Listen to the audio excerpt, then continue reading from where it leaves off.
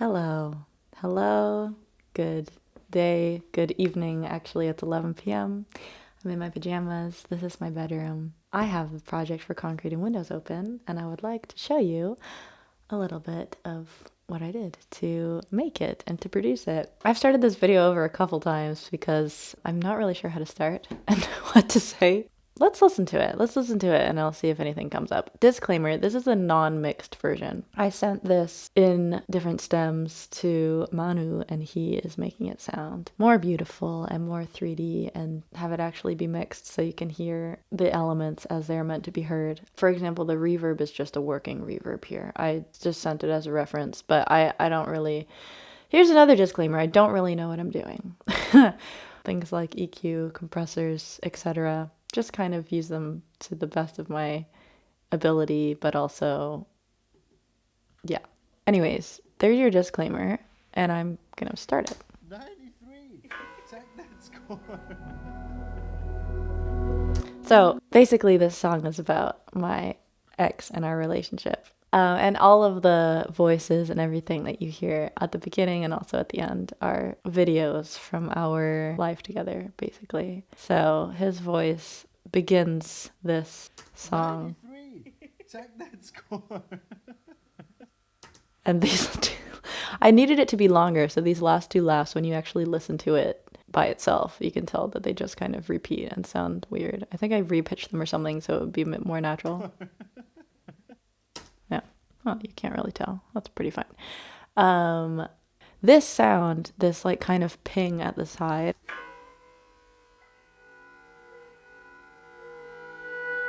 so you can hear it's like super stretched. I don't even think I can show you the original sound because I consolidated into a new file, but this ping is basically from the cello recordings. There's some random noise of Muriel like picking up the bow or putting the bow on or something, and then it's been stretched and moved around, and I don't actually remember what I did to it, but I named it Race Car apparently because I thought that's what it kind of sounded like.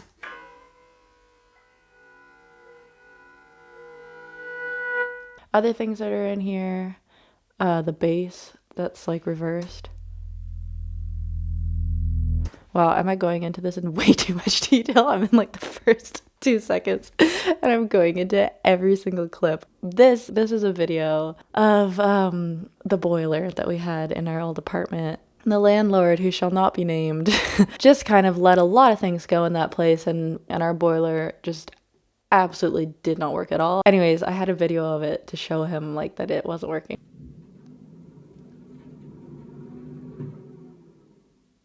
That's the sound of our shitty boiler. All right, anyways, that's the intro. Come along for the ride. Could you wait up for me? So originally, this song, like when I first wrote it, oops, I'm gonna pull out my piano. When I wrote this song, it started with a piano intro. And when I started thinking about how I wanted to arrange it for this version, I was inspired by the Spotify version of Ceilings by Lizzie McAlpine. How it's just like, it's kind of this open space and you're just kind of like floating and sitting in space.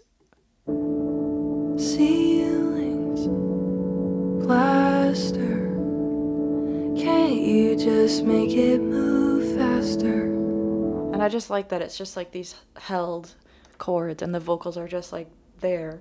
That's the idea I had for this. I think in the end I did put the piano back in. Yeah, it is playing through the whole way, but when I did the very first demo, it was just kind of without that, and it was just these. Could you wait up for me?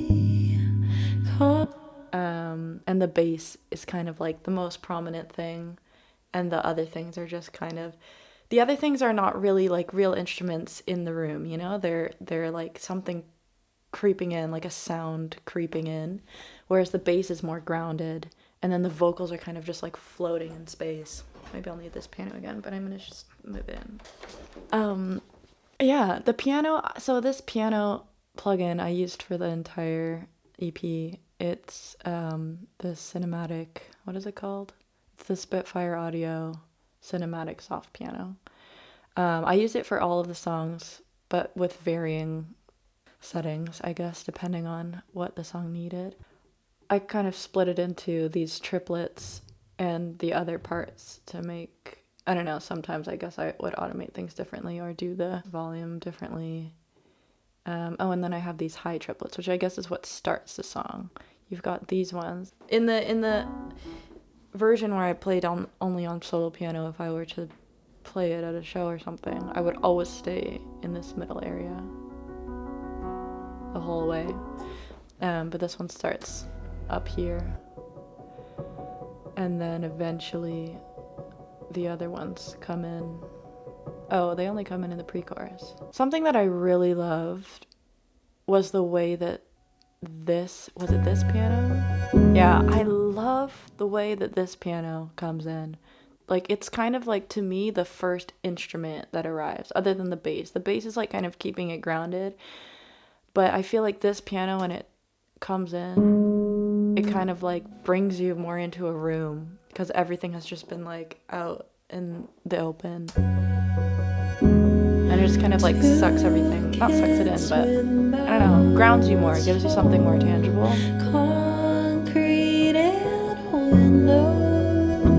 And that harmony is just like, it's so simple, but it's just, I find that, I really like that piano line. And the strings are starting to come in here. The cellos are sneaking in from the beginning already. But again, that's not like cello in the room, it's like just an ambience, and then later they kind of come in as cellos. Okay, let's continue listening.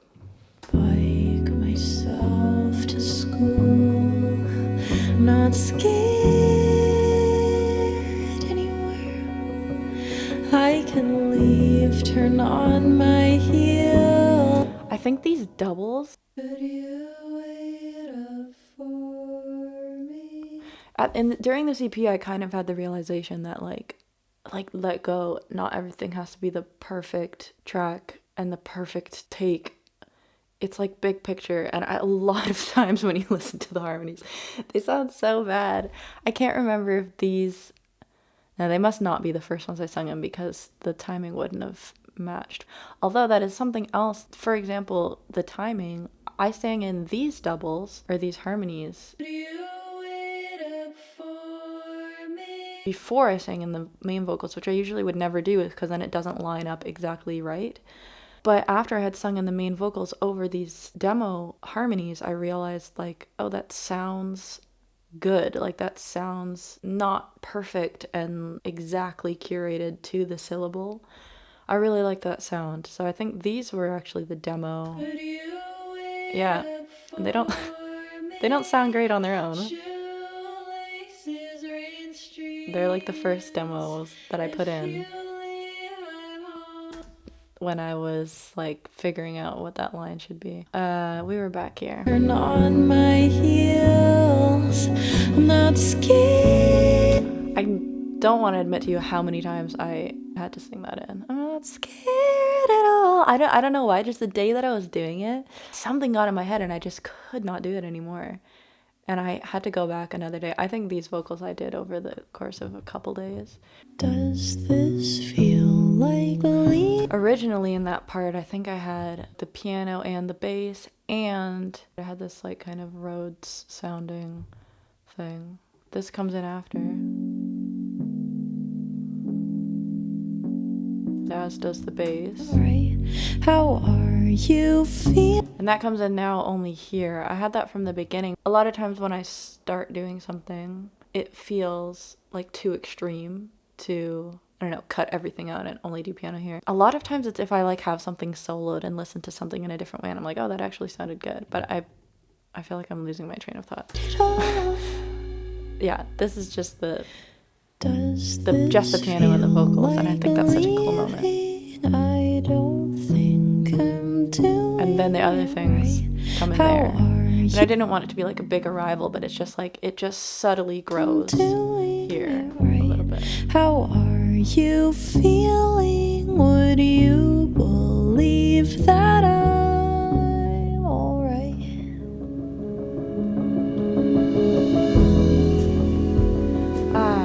So then the drums come in. Yanis and I, the drummer, and also the person who was heavily featured in this song in all of the voice notes and stuff, because that is my ex, Yanis. We got together in the practice room, and I had originally an idea, just a MIDI drums in here of an idea, and I think here I only had a kick.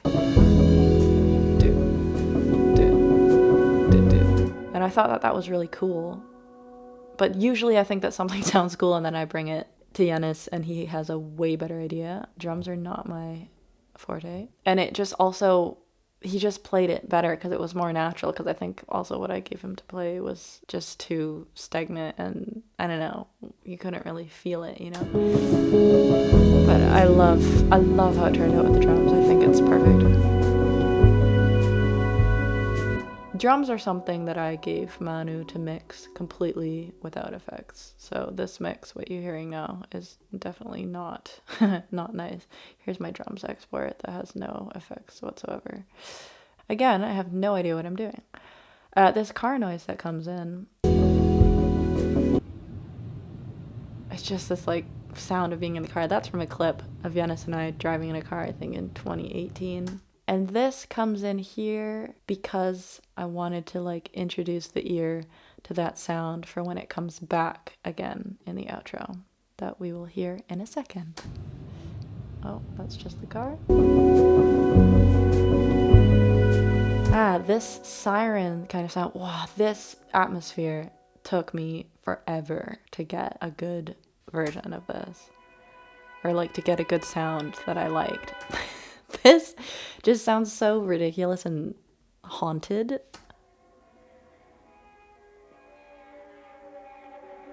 It's all consolidated now into one track, but I'm pretty sure it was, this is my voice. Wait, stop. Hello, it's me on a different day. I had to go back into an old project and find what that sound was. And actually, I'm glad I did because this is interesting. So I had taken, I thought it was a harmony or something, but it was just kind of an idea that I had. Where is it? Where is it? Oh, here. It was just this idea that I had for this I Am Alright section that other voices were going to come in during that. I had just sung this in as a demo, as an idea.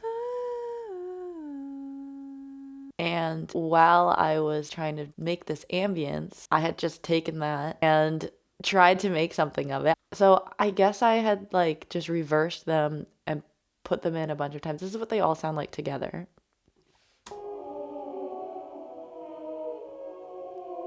Like just so weird. I cannot believe that I kept on that and that actually turned into something that I used, because while I was doing this, I was just so frustrated and like couldn't, it just sounded so bad. And I don't know why I kept it in. I guess I just liked the idea of having it and like maybe liked this like kind of creepy sound, but it just didn't match at all with the rest of the song. And I can't believe that I ended up keeping it in. I'm happy that that turned into something. This group is called Meow because I thought that it sounded like cats. I guess they're like panning around. They're, I guess, reversed and stretched out maybe.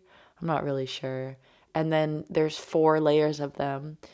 And this is the very first version. So I think in the end, I took these 4 layers. So here's another group. And I think I had consolidated it into these.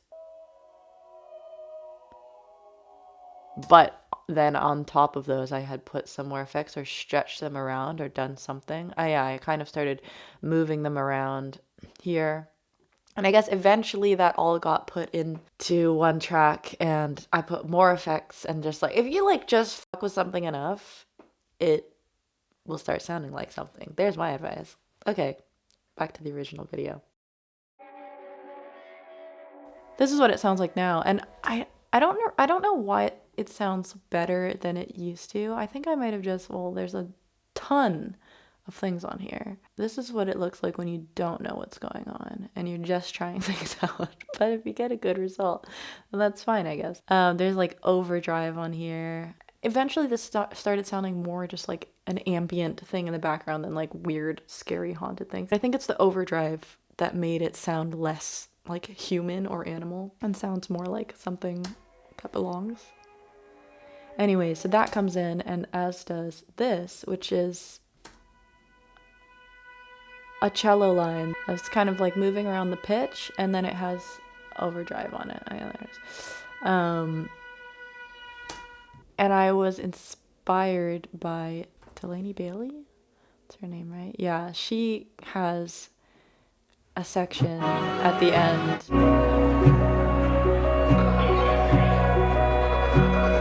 which I kind of wanted to go for, like this, like a bunch of voice notes and stuff. And in this section, she has a siren. And I had that song in my, what's it called? Inspiration playlist. And I didn't like consciously think, oh, she has a siren, I want to put a siren. But then after I had put in this cello sound, like I just wanted some sort of sound to like glue things together. And I put in this cello sound, and then I started pitching it, and then after the fact I realized like, oh, I was definitely taking that from that song.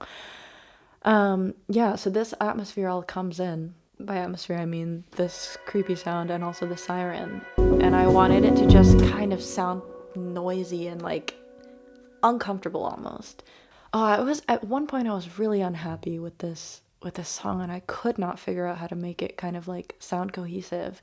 And I think the thing that did it in the end was that I left this stuff in all the way until the chorus, and then it was out because it was like popping in and out for a while. But in the end, I felt like it made sense that it comes in and it's this noisy, uncomfortable sound. And that even then when this verse comes in, that it's still like there's a lot going on, and it's noisy. It's like, oh god, I hope that you can hear me while let me explain. Even while I'm singing, the vocals are like slightly, buried under all of this stuff.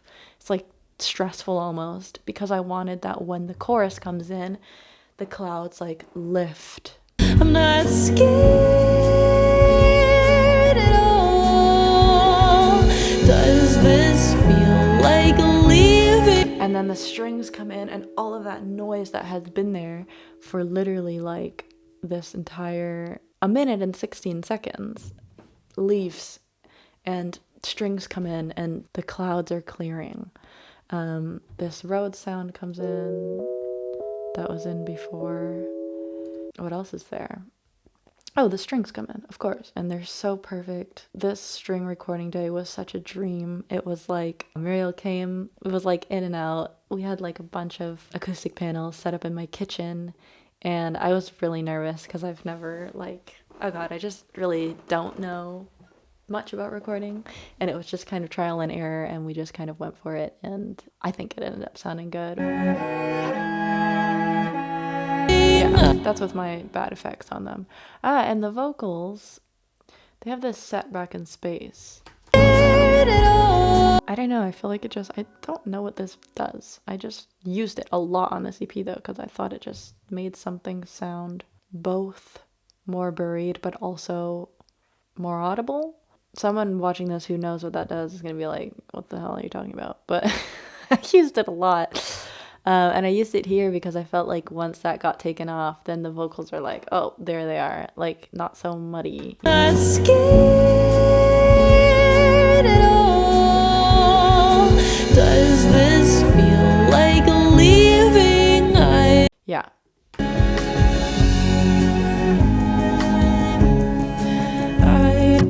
I'm probably going to be embarrassed once I get the actual mix back that I'm showing you this unmixed version. That's okay.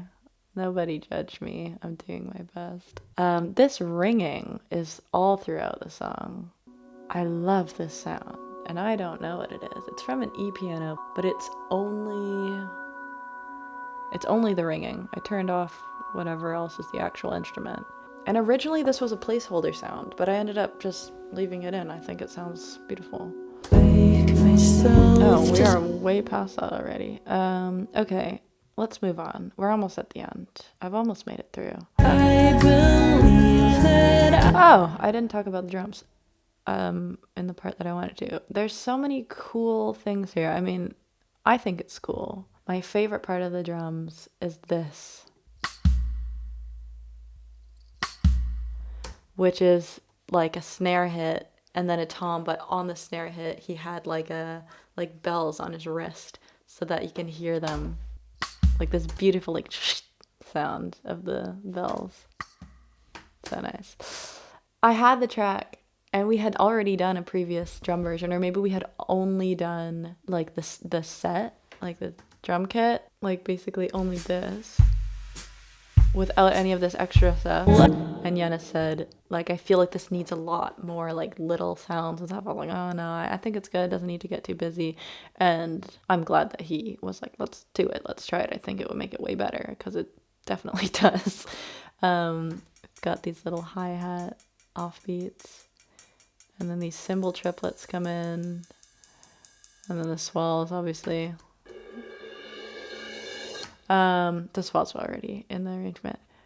I love swells. I love a swell. Yeah, and then this section comes in. And this is just, when I was making this, I was crying. Because this is literally just videos from my past, her past. Oh yeah, and this is the car noise that I wanted to introduce earlier, so that when it comes in here it's not super random, but I like that it kind of glues together, like that when it comes in it's like, okay, there's another element being added here. That it starts with this kind of like ugly clip here from a digital camera of me like adjusting the camera, and with that this car noise comes in.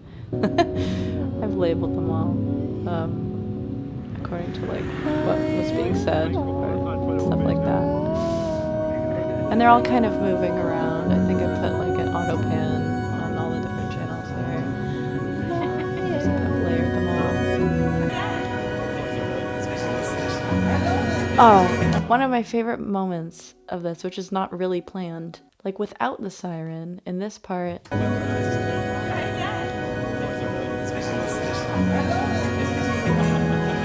Muriel does this beautiful like but the siren kind of like bends into that part. I just think it sounds so good, and it's like also a cello sound actually, so it all just melts. Oh, it melts together so beautifully. And actually Yanis loves it too. You can hear him you can hear him say it. I love it.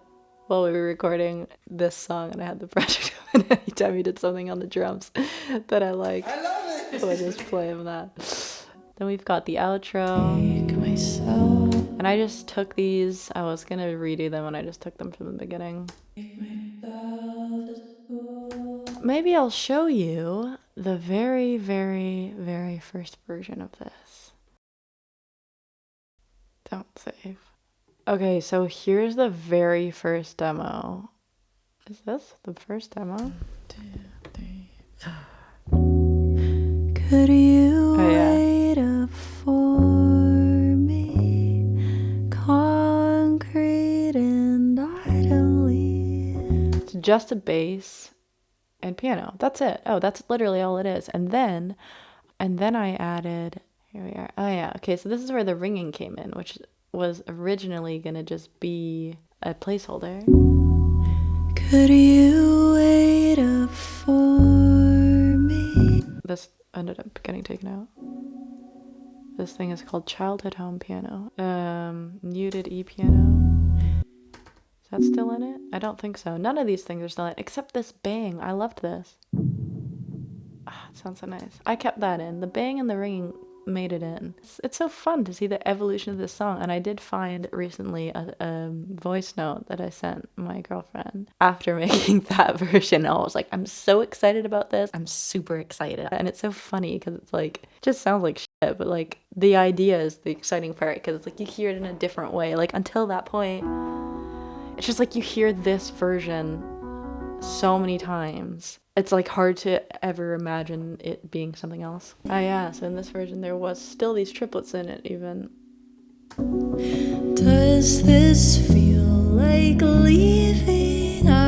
Which I do if I perform it live.